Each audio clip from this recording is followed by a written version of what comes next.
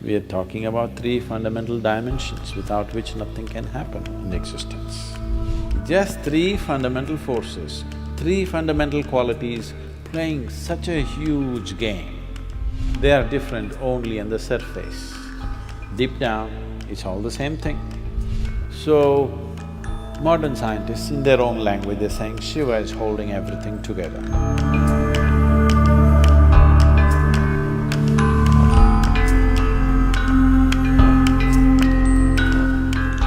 See, Brahma, Vishnu, Mahesh means don't think of three people, one floating on the clouds, another sitting on top of the mountain, another doing something else. We are not talking about three people. We are talking about three fundamental dimensions without which nothing can happen in existence.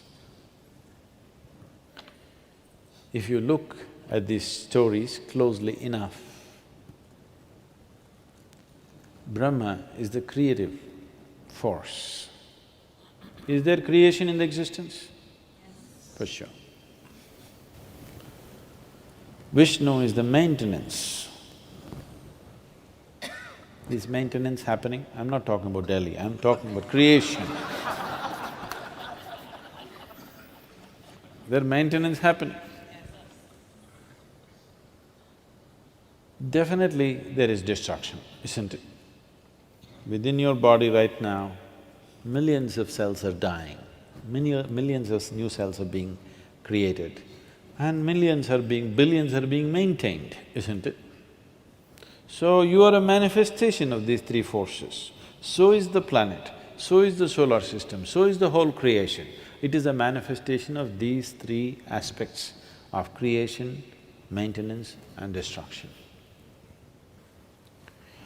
You might have gotten little attached to Shiva and become little destructive.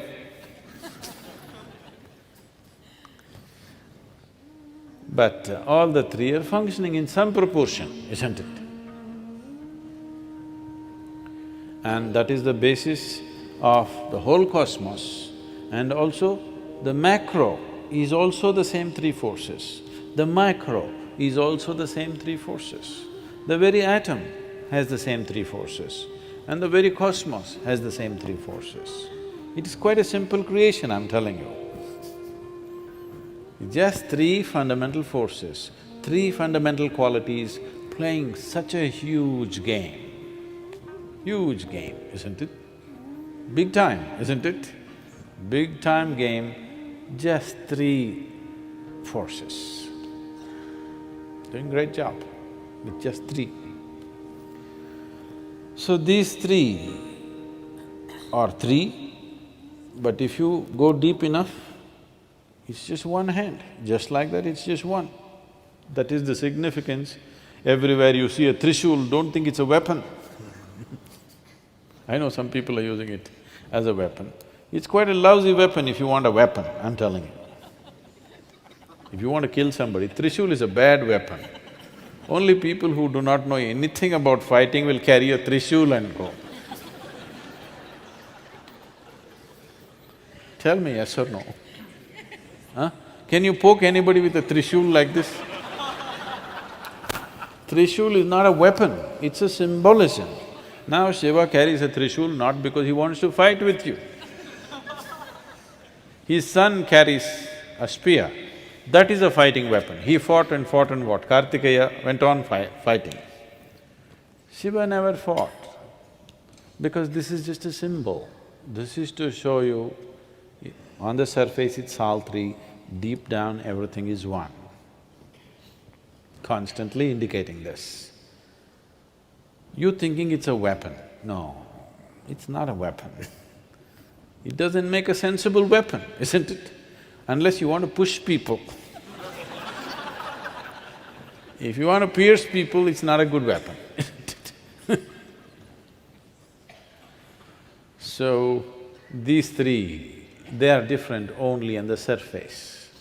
Deep down, it's all the same thing.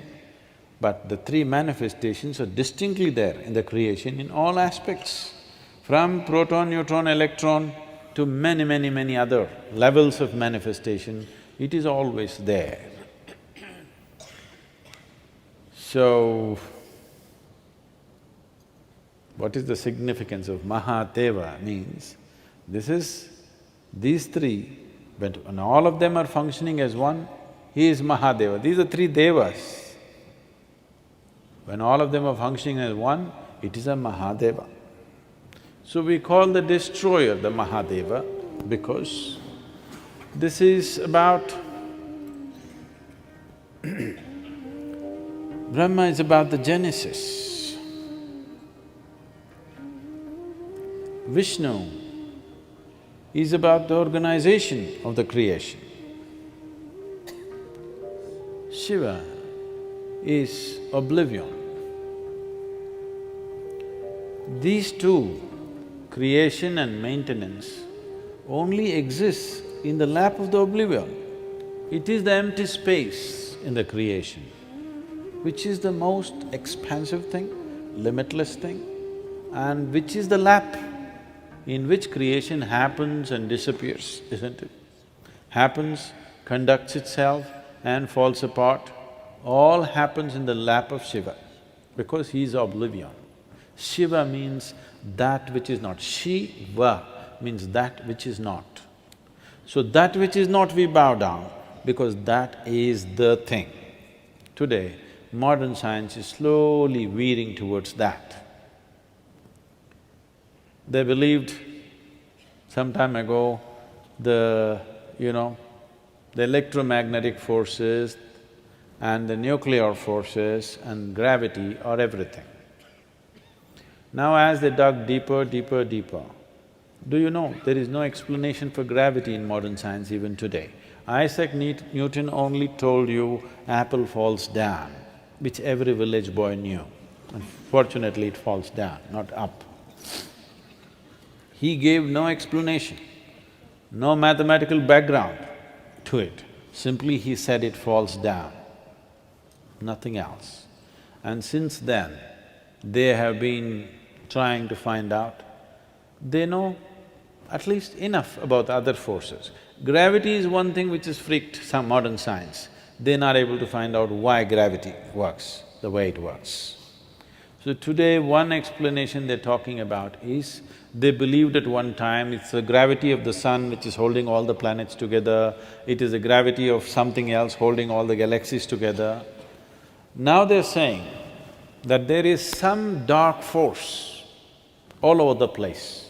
Due to lack of description, because they can't make out any quality of that, they're calling it a dark force. And it is this dark force which seems to be keeping everything in place.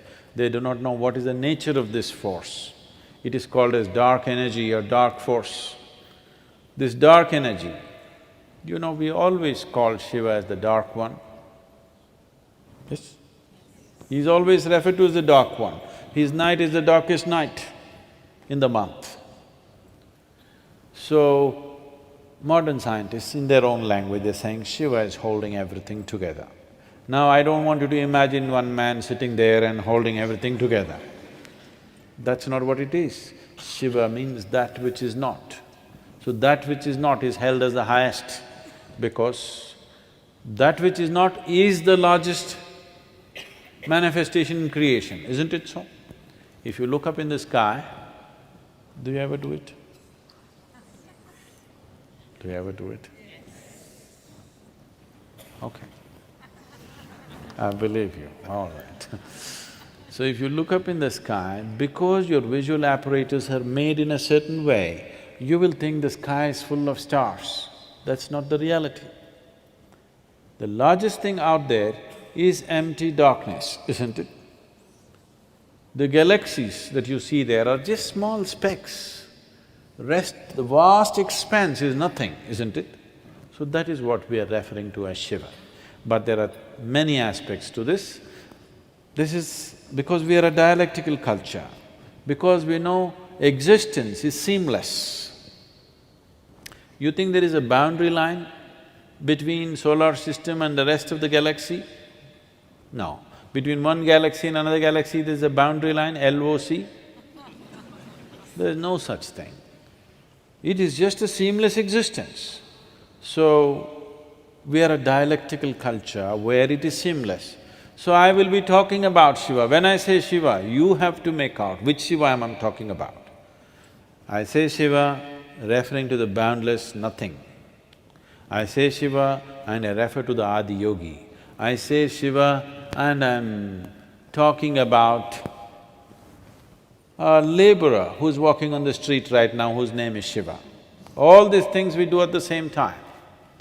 And this is the reason. If you look up at the boundless nothingness, we do the same thing. If you look at the Adi Yogi, we will do the same thing. If the laborer Shiva is walking around here, he may be illiterate, he may be so many things, or maybe nothing, then also we do the same thing. Because we know without the dark energy that you're referring to, without Shiva holding it, even this body will not have its integrity, it'll all burst out. So, when I look at you, I do the same thing. See, this is the only way. I want you to understand, this is the only place where such a thing is there. You're doing it unconsciously, so it's meaningless. What you do to your gods, you're doing to everybody, isn't it? The idea is, this person may not know what is the source of his making, but I want to recognize that. He may not know that the Creator is throbbing within himself, but it is my prerogative to see it. If I see it, it makes a difference for me. If he sees it, it will do wonders for him, but now I want to see it. So what you do to your God, the same thing you do it to your neighbor, the same thing you do to your servant, the same thing you do to a cow or an elephant or a stone or whatever. Because you don't want to miss an opportunity. You want to make an effort wherever you are to see that the source of creation is constantly throbbing in every piece of creation and nobody can deny it, isn't it? Even modern science cannot deny it, that whatever is the source of creation is also functioning in a tiny little invisible atom, isn't it so?